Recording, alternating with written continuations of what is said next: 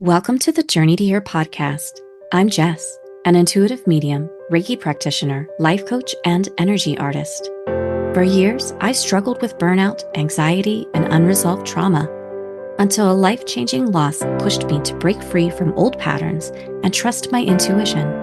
Now, I help women like you do the same. This podcast is your guide to uncovering your most authentic self, connecting with your intuition, and transforming your life from the inside out. Wherever you are on your healing journey, you're in the right place.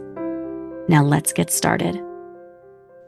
Today's guest is a psychology graduate and clinical mental health counseling student who's already done the deep emotional work that many of us don't begin until much later in life. In this episode, she grew herself a journey through trauma, truth, and chosen family. Aaliyah McGowan shares her story of growing up around addiction, absent parents, intergenerational and sexual trauma, all while navigating life in a small rural town where everyone knows everything about you, or at least they think they do. Through it all, she chose healing.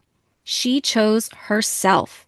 And she's learning how to embrace her authenticity, discovering who she really is beyond survival and what others expected her to be. This is a conversation about breaking cycles and becoming whole, one you won't want to miss. Welcome, Aaliyah. I am so glad that you are here with me today. It's been a while since we've been able to visit, and I am thankful that you are here connecting. How are you doing today? I'm well, and I feel so honored to be here. Thank you for having me. Absolutely, absolutely. So, for the viewers, I just wanted to give you a little behind the scenes information. Aaliyah, I've known for a very long time. She was actually one of my former art students. So, I've been with her for a while, following her journey, and I knew how important it was to share her story with you. Let's start from the beginning, Aaliyah. Can you tell us a little bit about your upbringing, being raised by your grandparents, and then how all of that shaped your early understanding of family, of love, and what that support would look like? So, my childhood was rather chaotic, rather tumultuous. The police always at my house, aunts and uncles, my father moving in, going to jail, drugs being used in the home, lots of chaos. And while I'm extremely grateful that my grandparents decided to raise me, I also acknowledge that I experienced a lot of trauma during my upbringing. For example, my grandparents kind of kept me away from my maternal family as well as my mother. And now I can see it as, of course, they were trying to protect me in their Hmm. view, keep me away from drug use, as Hmm. they said. But this really disallowed me a lot of love and support from a whole side of my family. And so I don't know, I became really resentful throughout my life that they, of course, kept me away from my own family. And still to this day, I'm kind of finding challenges with navigating, like creating those relationships with my maternal family Hmm. and like honoring the other side of my family. That was, I would say, rather traumatizing for me, though, to just be denied all of those connections, I think. I also witnessed my grandparents enable my father, my aunts, and my uncles, whether that was enabling them in crime or in drugs or failing their children.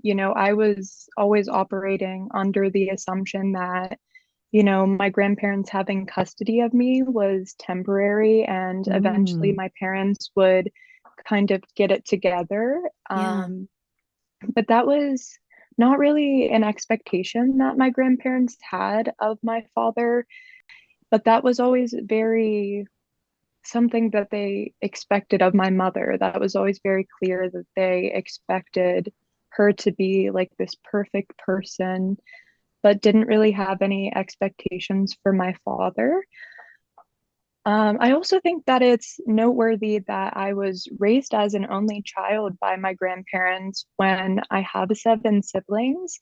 Mm. That likewise really denied me a lot of love and support, and still to this day, similar to having to nurture those relationships with my maternal family members, creating relationships from the ground up. I'm finding that I'm having to do something similar with my siblings because, again, we weren't raised together, and I was really denied those opportunities to bond and to share love and support with people who were innately in my circle.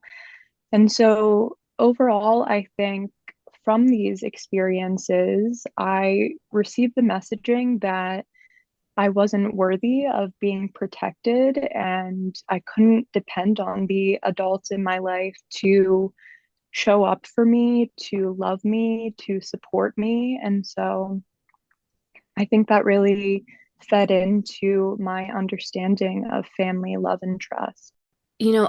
While you were saying that very last part, it brought me back to a memory from when we were in school. And Yeah. man, it might have been when you were a little bit older, maybe 10th or 11th grade. And Hmm. we had been training for lockdown drills in our school. Hmm. So I'm sharing this with our listeners and bringing this back up so that people can understand how what happened to you, that messaging that you weren't worthy of being protected or that you couldn't trust adults in your life to show up for you, how that manifests in daily life, how that can Hmm. manifest in a younger person's fears, what that looks like. So Hmm. in this memory, in this situation, we had been training for lockdown drills, and a lot of Hmm. schools do that. It just seems like it's something very, very normal now. And Hmm. I remember letting your class know, and I think this was a small class. Oh man, it might have been our pottery class. It might have been you and I one think other it was. student. Um, Yeah. so we had this small, small class, and we had a small school at that time. So two in a class for people who are listening, they're probably like, "What? How did you get away with that?" But there were times we did. And Hmm. so we knew that we were going to have a lockdown drill during this class period that you had art, that you had pottery. And so I was Hmm. letting you guys know. And Yeah. whenever we were talking about that, you raised the concern about what if you're in the bathroom? What if you're in the hallway? You were going to all of the what if situations because you wanted Yeah. to make sure that you had certainty that you would be safe, despite Hmm. this was only a drill. You Yeah. like in, probably in the minds of the administration, of the principals, of the other adults. Like we knew Hmm. we're just practicing. Everybody is safe. Nothing's going to Hmm. happen. We just want to, we're going through this to make sure that people know what to do just in case.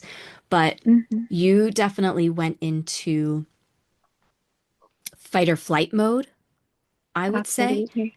thinking of how am I going to stay safe? What am I Hmm. going to do?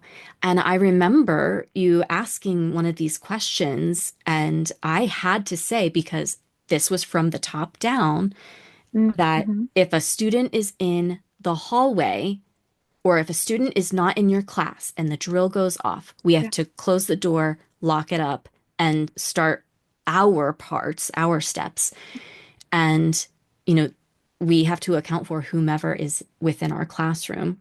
So Hmm. if you happen to be in the bathroom, and I think this is where this memory is coming from, because I Yeah. remember talking to you about like, what if you're in the hallway? You've got to go to the bathroom, get on a toilet, or find Hmm. a place, can you get into a locker? Can you do these places? And I remember you getting very overwhelmed and upset. You were having a trauma response Yeah. because we were running a drill that schools Hmm. run Do you remember this Yeah, memory that I'm bringing up?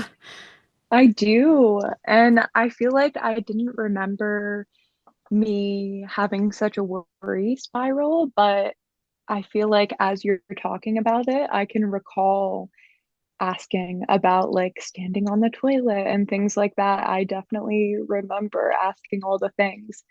But I think that you bringing that up is so important because I feel like that's where I'm currently at in my work is just like grounding myself and finding safety within myself, Yeah, reminding myself that I am now the adult that yeah. can protect me.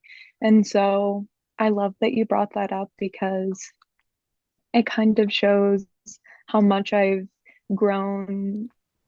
I don't know, just like internally being able Hmm. to decide for myself that I am that safe adult for me now. So Yeah.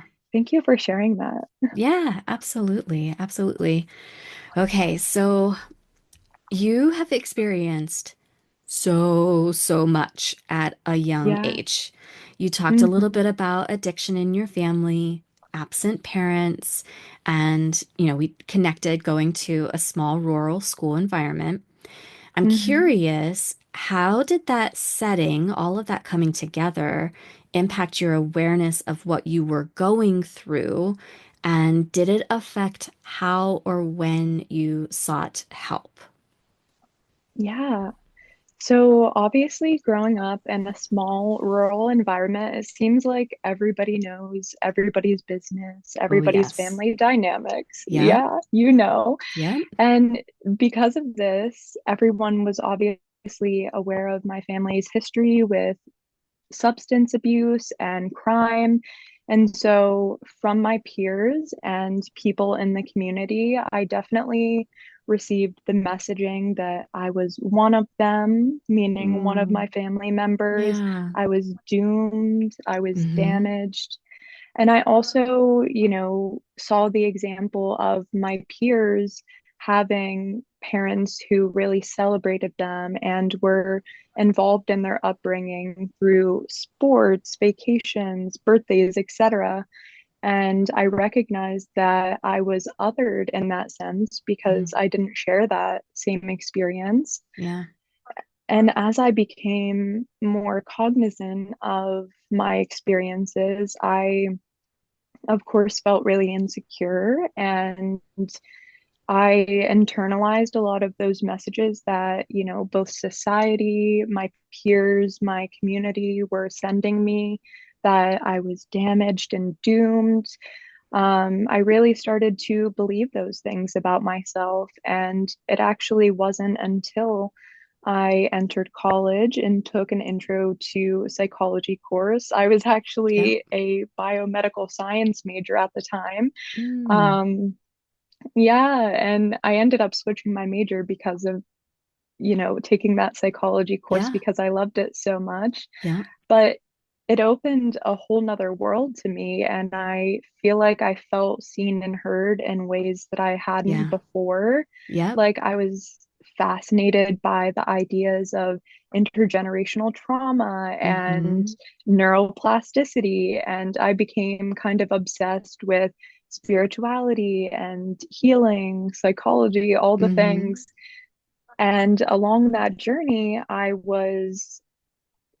had to do an internship, and I ended up doing an internship at a private counseling practice. And this is where I shared with my supervisor that I shared a bit about my life experiences, and I mentioned my interest in eventually going to therapy myself, quote Mm-hmm. unquote, when I could afford it. Right. And she ended up directing me to a platform called Open Path Collective. And this platform, its goal is to make counseling more accessible and more affordable. So I began seeing a counselor for only $40 a session, I believe. Wow. And I was actually able to afford that. Who would have thought? Yeah. But Yeah. but that's really where my journey with therapy began. And And this past February, I hit my 3 years in therapy milestone. And Mm-hmm. I don't know, I've challenged so many of my perspectives and learned and grown in so many different ways. And obviously, that's my journey with seeking help. And I know that everybody's is going to be a bit different because I can definitely say if it hadn't been for my supervisor directing me to Open Path Collective, I might not have sought help as soon as I did. So Mm, I just want to put that out there is that everybody's journey is different. And I think that the tools will either gravitate towards you or you yeah. will gravitate towards the tools when you're ready for that journey. Yep. That's exactly what I was thinking. I was thinking when you are ready, when you are energetically ready, if you have put that intention out there, you will be guided towards what you need in that moment. It's like your Absolutely. guide will show up for you. And Hmm. sometimes you might say, yes, this is it, full body yes. And other times you might say, oh, I think I need an adjustment here. I need something a little different. This isn't for me. And that's okay too. But I'm so glad that you found the Open Path Collective. We'll have to put that in the show notes so that if there are other listeners out there who are also wavering about wanting to have therapy services, but maybe they don't have insurance, or maybe their insurance doesn't cover it, or, whatever the Hmm. situation is, they know that they want guidance and help, then there's Yeah, an option here for them. Thank you so much for bringing that up for everybody. absolutely. So I know you've done a lot of deep healing, and I imagine you've come to see how relationships can reflect back to us important lessons about trust, about intimacy. How has this understanding influenced your own journey, and what have you learned about yourself through your relationships? Yeah, that's a really good question. And I think part of my answer, I need to use like some of the stuff I said in past questions about, a lot of adults failed me in my upbringing, and I was given really unhealthy examples of love. And obviously, I mentioned that feeling of being damaged from my upbringing. So, all of these things in combination really led me to feel like I was unworthy of love. And so, of course, this really affected my foundational experiences with both love and trust, and both the platonic and romantic sense. Because I was operating at such a toxic level, I was, of course, attracting very, very toxic partners and toxic friendships that really mirrored my wounding back at me. Mm-hmm. And as I started to recognize the toxicity and the toxic patterning of some of these dynamics that I found myself in, I started to know myself more subsequently because I was like, hey, maybe I really don't like this quality in a relationship. Mm-hmm. I value partners who communicate, friends who communicate. I also began to get a better sense of my worth and know that I was here for more than just, I don't know, being identified by this toxic patterning. And so I made that decision that my family dynamics don't define me and that I am, in fact, despite all the evidence, capable of healthy love. I ultimately, I don't know, it sounds very cliche, but I think at the root of it all, it made me learn to love myself first before I could nurture other relationships, either with a partner or in my friendship dynamics. I I think that once I made that decision to love myself first, similar to what I said about, my therapy journey, those relationship dynamics gravitated toward me, healthier relationship dynamics gravitated toward me. So I think that speaks to both openness for healthy relationship and also, I don't know, just being ready to take on that journey of I don't know, having healthier dynamics. Yeah. Sorry, that was No, that's a okay. corny ending. No, it's okay. I want to also put out there that I can see my teenage self in Hmm. your teenage self. Uh-huh. In that I definitely had my stuff as I grew Hmm. up, and I've shared some of that on earlier episodes of the podcast. But so I dealt with a lot of abandonment wounds and trust that Hmm. um, I would be loved if, I was a people pleaser, and Yeah. I'm still working on that wound. Some parts of that are revealing themselves right now. Hmm. Um, just when you think you've overcome something, it's like, oh, hey. Right. I'm Um, back. yep, I'm back, and you've got to work on this. Uh-huh. But so I was, on the outside, I was a high achiever. I was Hmm. into academics, I was into sports, I was into art classes, music classes. Like I did all the things, and Hmm. people wouldn't have known my story and what was driving me unless they really stepped into the dynamics of what was going on within my household at home. Hmm. And Exactly. so I happen to be one of the teachers who didn't live in your community. So I had Hmm. I feel like I had a little bit of an advantage that I wasn't always in the know of Hmm. all of the backstories. But of course, some things would leak their way out because, like you've said earlier, small town, people talk, people Hmm. know everything about everybody, or they assume they do. And if they don't, Yeah. sometimes they make incorrect assumptions, and then all Uh-huh. kinds of stuff is set on fire. Presents. Um, Right. but to me, as your teacher, until I really got to know you better in your older years of high school, Hmm. I saw you as this girl who had it all together. You were always kind. Oh my gosh, you were always so kind Oh. and friendly and still are. But that was one Oh. thing that always showed up. Like it would have taken something to be very wrong and out of order for you to flip a switch or something. And I don't even know if I ever saw that happen. But you Hmm. were kind, you were generous, you were the go-to person. People really enjoyed being around you. And, Hmm. you did well in all of your classes. You were involved in programs and sports and like on the outside. And I Yeah. think a lot of time people with deep wounding from their childhood, they will Hmm. put up that facade in Yeah. different ways. And that, people won't even know that something's going on. So, Hmm.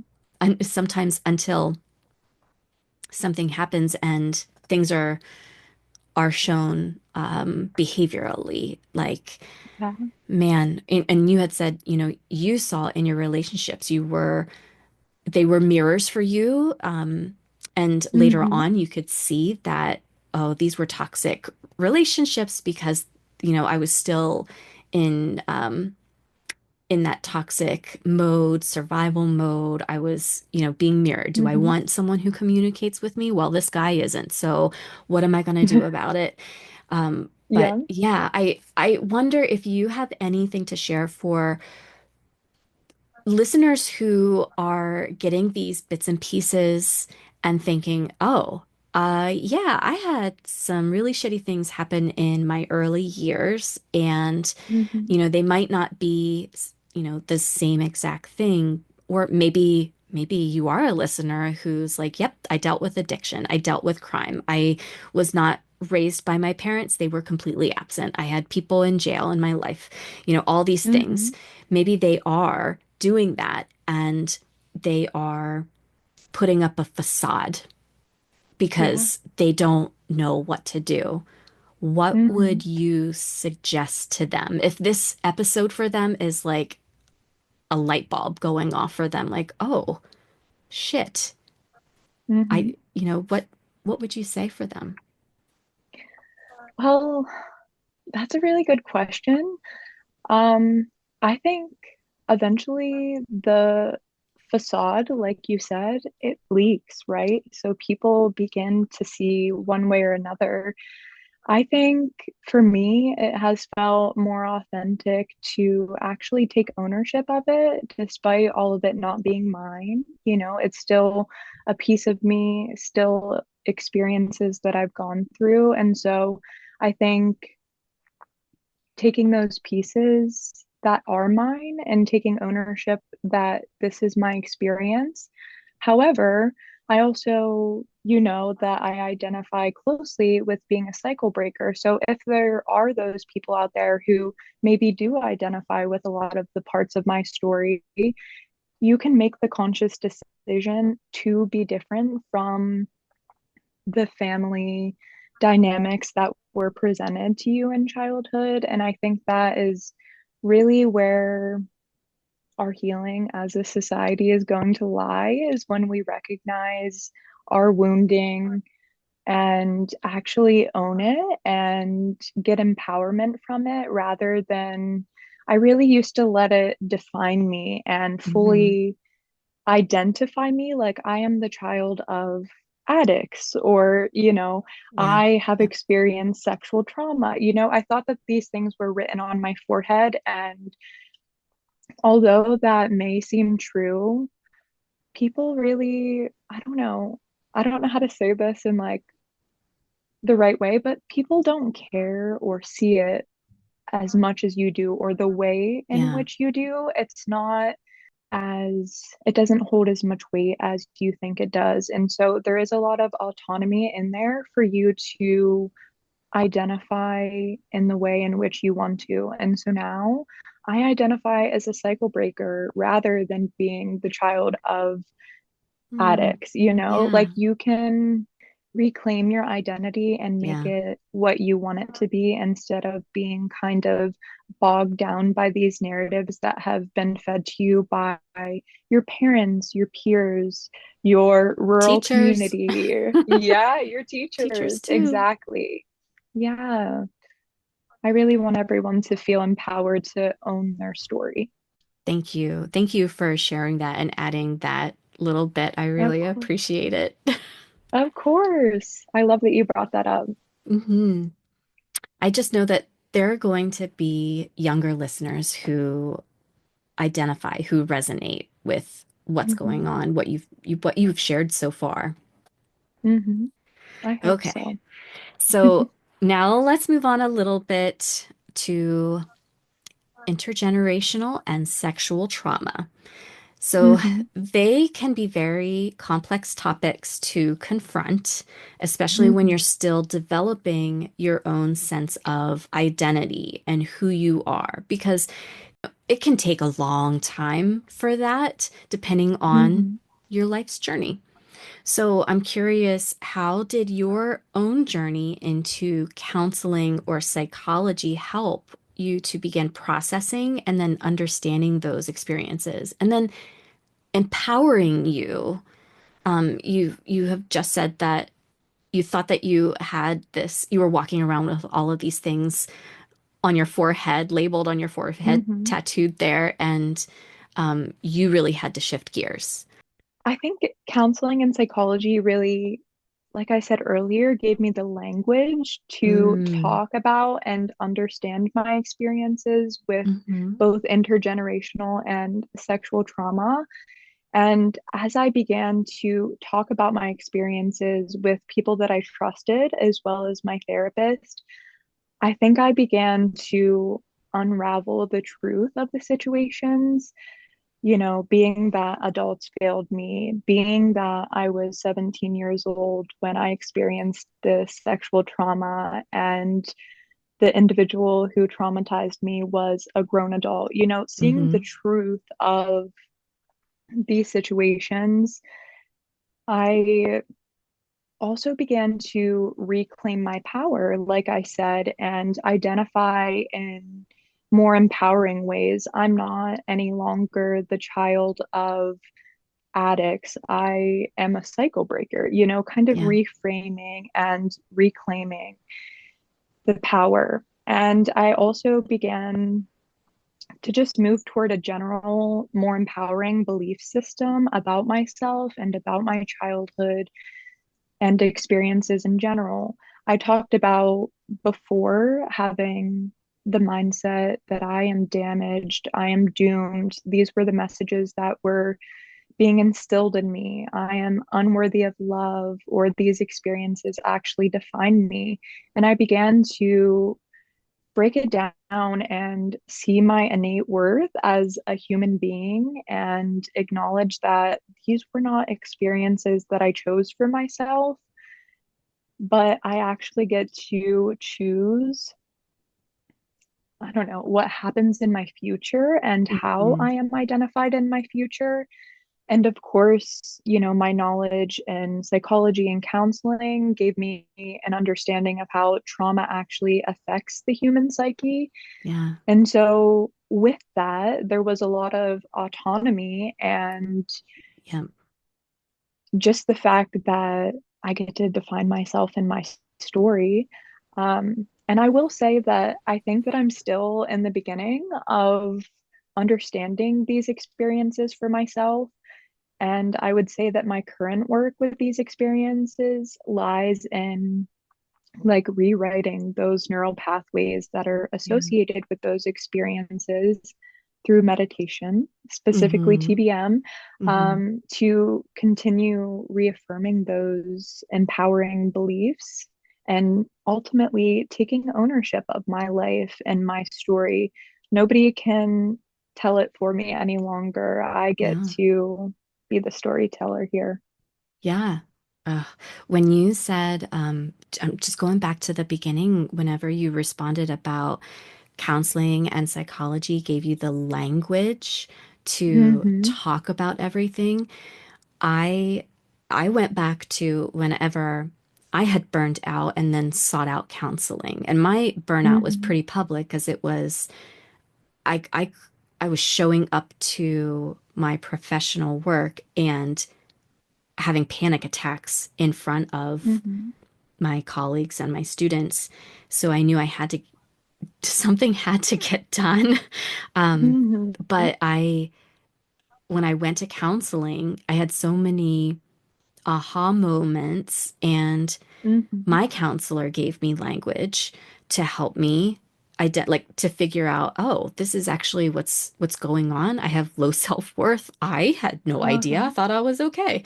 But nope, Right. here's the evidence to support that based on our sessions. And then after I was done with Mm-hmm. that and went into my NLP coaching, and then like some deeper healing happened, Mm-hmm. and it I'm so glad that you found TBM, and I'm in TBM too, and I love it so Mm-hmm. much because it pulls together at least some of the things that I've learned through my healing work as well. So Yes.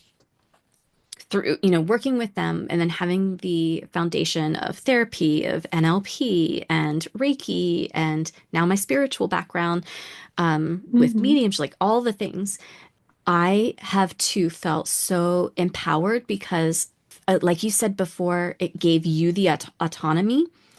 That's how I Mm-hmm. feel too. It's like, Yeah. okay, I'm in the driver's seat now because I am informed. I know what's going Mm-hmm. on. I can see how all of the dots connected, even though I didn't back then, and they were happening. And sometimes I was aware that I was in, those situations. I had no idea how interconnected everything is and Yeah. where it's guiding people. And man, even if someone is listening and they're like, I don't know what to do, I'm inviting them to listen to this episode again and listen to Mm-hmm. how you speak.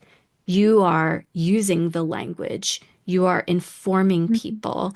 And of course, it's based on your experience, but you are coming from an educated point of view. You're coming from Mm-hmm. experience as well. And just that awareness of what language is, language is so powerful. And when you are informed and Mhm. then you start working towards rewriting your narratives, your old stories with your Mhm. language or language that feels intuitively guided for you, it's so empowering. So It empowering. really is. Absolutely.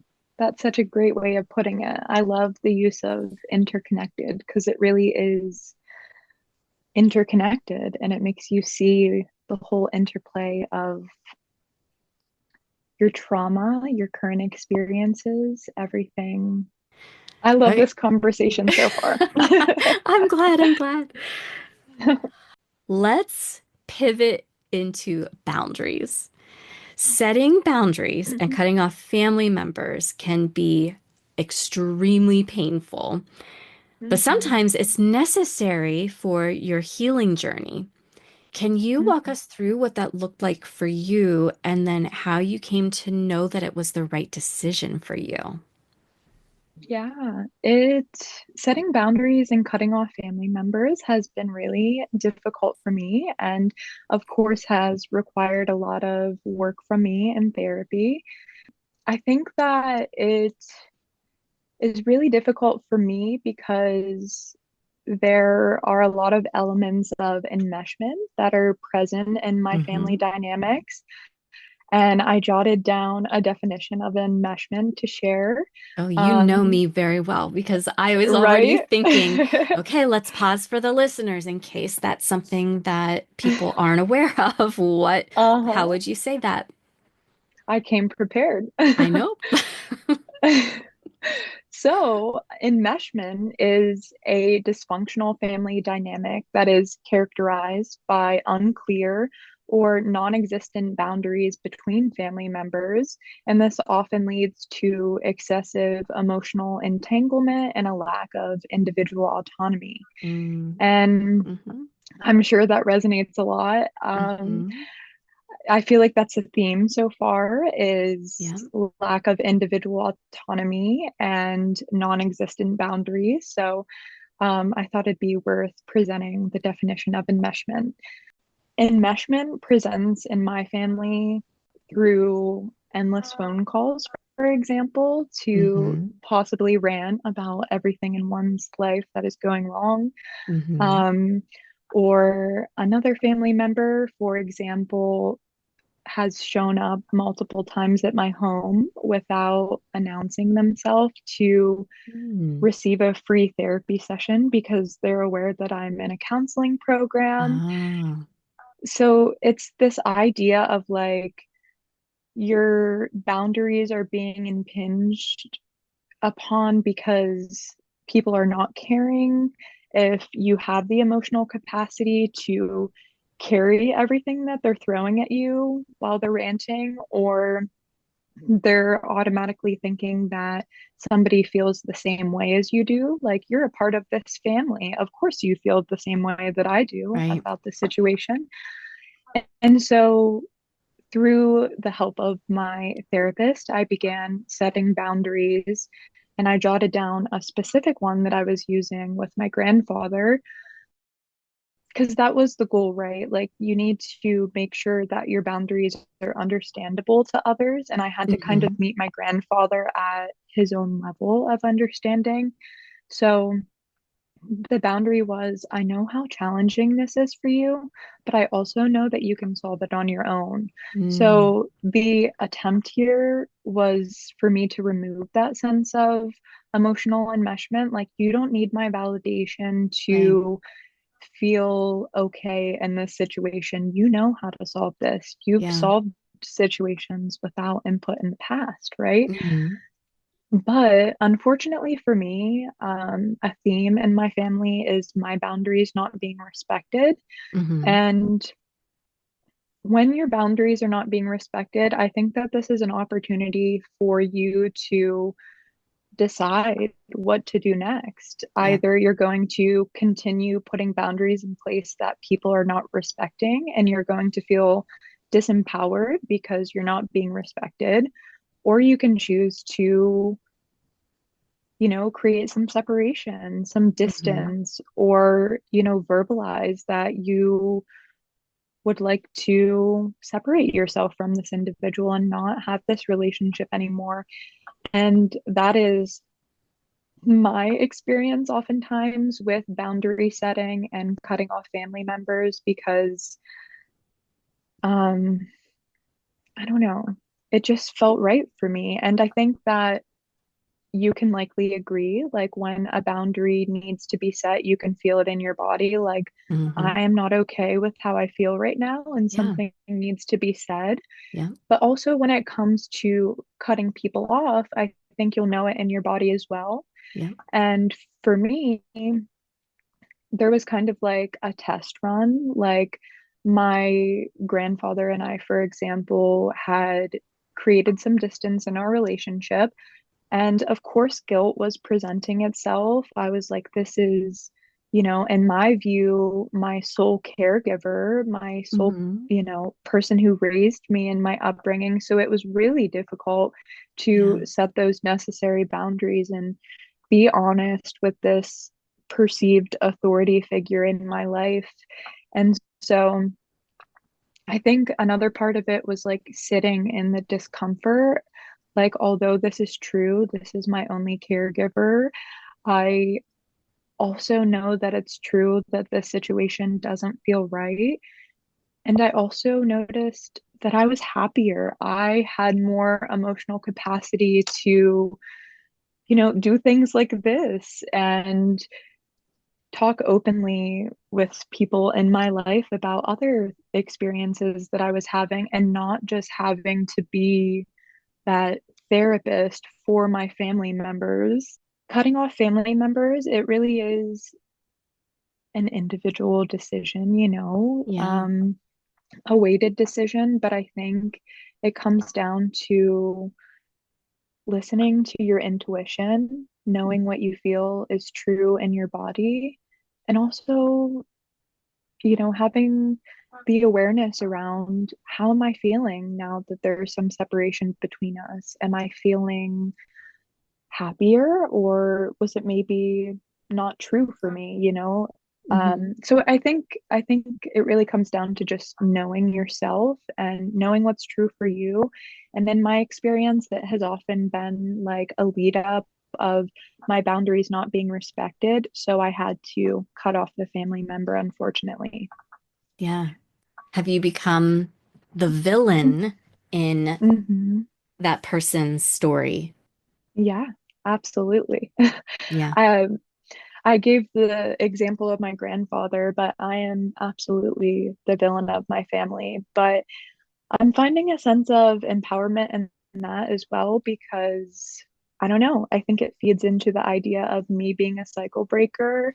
Hmm. Um, I'll be the villain in everyone's story if I get to have the sense of empowerment surrounding my boundaries and what I will and won't allow in my life. So Yeah. Yeah. I'm Yep. okay. I totally get this. I get this. I have definitely become a villain in people's stories because once I went through a lot of inner work and Hmm. healing, I was very aware that I had let people just walk all over me because I was Hmm. such a people pleaser. And when Yeah. I started standing in my own authority, then it Hmm. pissed people off. And I had Yeah. to be okay with them being pissed off with me because I was Hmm. protecting my peace, because I was Exactly. finally standing up for myself. And like Hmm. you said earlier, that, how do I feel in my body? Well, when people are pushing me around or telling me what to do, over and Hmm. over again or impeding upon a boundary that I've set and it's being dismissed, I feel they are demeaning me or whatever it is, then Hmm. what do I need to do? Well, I need to Yeah. protect my peace. I need to figure out how does it feel in my body. That didn't feel very good. And I don't like feeling like that all of the time, over and over with this one person or this other person. So how am I going to move ahead? And you've said this earlier on in the episode, you have to make a decision. And which way are you going to Hmm. go? Are you going to move ahead and empower yourself and protect your Hmm. peace, or are you going to continue settling and you're just going to repeat the pattern and repeat that? So Are you ready to become a cycle breaker like Aaliyah, or are you just gonna hide your tail between your legs and scurry off under the couch? I love that. I also just wanted to add along the lines of what you're saying here about the boundary setting. I also think we were speaking earlier, I think, before we began recording, but about inner child healing and honoring your Mm, inner child. And I think boundary setting is a way that as adults, we can protect our inner child as yeah. well by, we weren't able to maybe protect ourselves as children. So now we are adults and we can get a sense of empowerment from setting those really necessary boundaries to protect ourselves. Yes. Yeah. And it's helpful for people who are visual or who like Hmm. to go into meditation. You can imagine sitting with that inner child part of you who, Hmm. at the time, received that initial programming, when they felt like they had a loss of protection, a loss of trust. Your body will show you those situations, those Hmm. memories. Your energy body will, your subconscious will allow that to come through. So you can start rewriting in in those moments. Hmm. Yeah, I'm glad that you brought up the inner child work because that is so important. Yeah, and I think it will resonate with your listeners. I think so too. Now, you've mentioned the idea to me of chosen family and, of course, cycle breaking.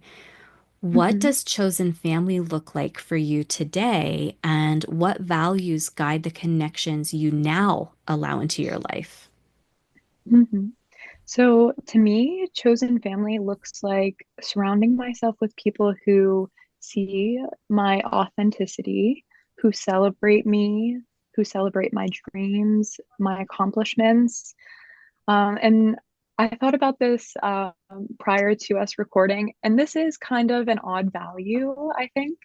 But the biggest value that guides my connections is responsibility. And by Mm. that, I mean taking accountability for one's actions. Hmm. And of course, this is probably something that comes from my childhood, right? I Yeah, witnessed yeah. a huge lack of accountability around me growing up. And so it is really important for me to have people in my life who are accountable for their own growth, for their own evolution, for their own healing, because that's not an example that I was ever given.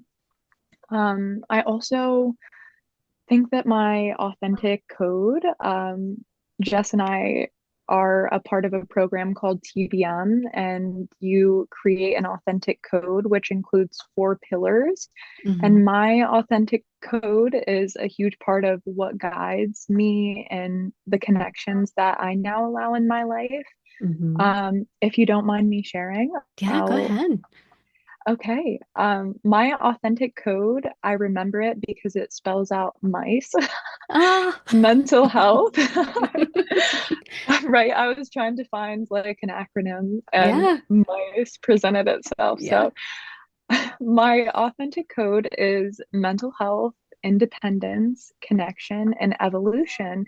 And so I think that that feeds into what we were talking about with chosen family and the kind of connections that I allow in my life, because I think the authentic code allows you to get very specific about the types of dynamics that you want in your life. And Hmm. so I am at a point in my life where I really value relationships that help foster my mental health or help grow my knowledge in the mental health field, as this is an area that I hope to be employed in the future, or individuals that are evolving in some way or are Hmm. passionate about being independent or self sufficient. Um, and I feel like my authentic code kind of contradicts itself because I have independence and connection. But I think a big thing for me is like I spoke about the emotional enmeshment. So a piece of my authentic code is becoming more independent in my own sense, but it's also connecting to community and people Yeah. who can help me, you know, focus on my mental health and evolve. Yeah, Sorry, that absolutely. was a roundabout way. No, that's okay. In my authentic code, I have two words that, Hmm. are like yours that one might be like, they are contradictory. And one of mine Hmm. is alone time. And another, Hmm. I know this two word, so phrase. And I also have connection. And my alone Hmm. time is so crucial because I Hmm. work with energy. I work with a lot of different people, especially whenever I'm at school and with Hmm. clients. And I need time to recharge, to Hmm. reset myself. I need it because when I come home Absolutely. overstimulated, I do not show up as a good wife, a good mom, a good Hmm. anything. I am just drained. I'm like, I can't, I am all touched out. Please get your hands off me. But I don't want that. I want Yeah. to, just enjoy my time at home after a day of being immersed in whatever it is. So then Hmm. connection for me means connection to myself, connection to my community, connection to family. Like it's connection to a lot of different things that really The light me up. universe. Yes, yeah, Yeah. connection to whatever it is that I Hmm. need connection to because I can't have too much alone time without balancing out time for connection. I need both. I thrive on both. Exactly. So I think it's completely understandable that you have independence as well as connection because Hmm. you need that on your journey. Hmm. Absolutely. At under 25, you've already done a lot of deep emotional work that many people don't even start until much later in life. Some people are completely blind to it until, like Hmm. me, they think, "Oh, everything's okay." People think I can hold it all together. Yes, I can. Give me something else on my plate. So people, like they have the blinders on or they just don't know what they don't know. Hmm. So they don't Yeah. start that stuff until later in life. What has authenticity come to mean for you, and how do you continue to nurture it as part of your mental and emotional well-being? That's a really good question. And I think that authenticity has come to mean so many things for me.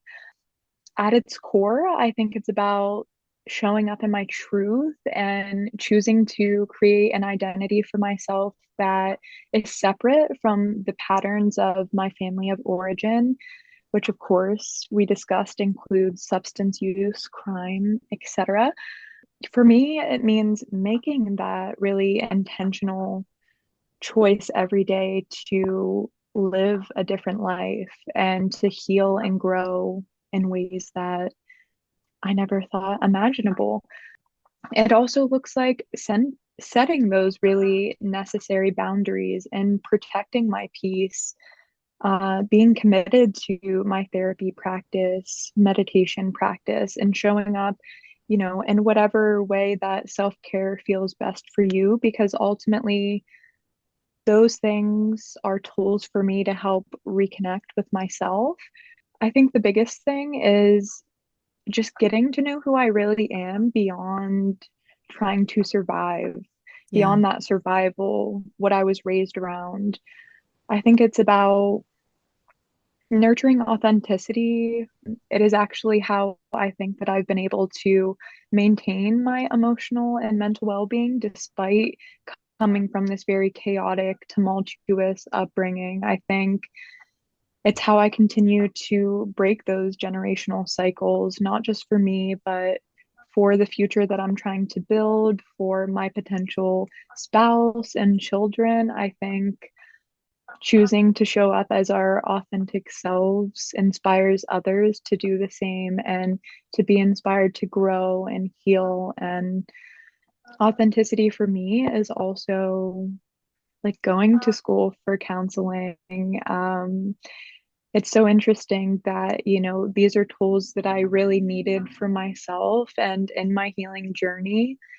Someday I'm going to be able to help other people in their mental health journey and even have my own life experience and insight to help guide me in doing so and facilitating those conversations and teachings. So, authenticity is about moving away from or beyond survival mode for me. Thank you so much for sharing all of that. You Of have course. such an elegant way of describing your story, responding, sharing what is really true for you. And I Mhm. appreciate your vulnerability and your courage and the confidence that it took to share everything that you did today. So thank you Thank so much. I know that it will inspire someone. Someone needs to hear what you have to say in this episode as they're listening right now. So thank you so you. much for showing up for yourself, for our listeners, and for that person who's out there ready for a change. And you just validated everything that they've been asking for guidance, for knowing what to do next. So thank you. Absolutely. And thank you so much for the really thoughtful questions and the gentleness through which you ask them. Your Mm. nature is always just so calming. And thank you for being who you are, Jess, and Aw, having me here. thank you, Aaliyah. Of course. Thank you for being here and for taking the time to listen to the Journey to Hear podcast. If something in today's episode sparked something in you, be sure to share it with a friend and subscribe so we can keep walking this healing journey together. To help more listeners find the podcast, please consider writing a review and rating wherever you are listening. Always remember, your intuition is your greatest gift. Trust it, trust yourself, and know you are capable of stepping into the life you deserve. I'll be with you every step of the way. Oh, and don't forget, content and services provided by the Journey to Hear LLC, such as the Journey to Hear podcast, are intended for informational, educational, and entertainment purposes. Techniques, strategies, and services offered are not a substitute for the advice, treatment, or diagnosis of a licensed mental health or medical professional. As stipulated by law, we cannot and do not guarantee results or offer legal advice.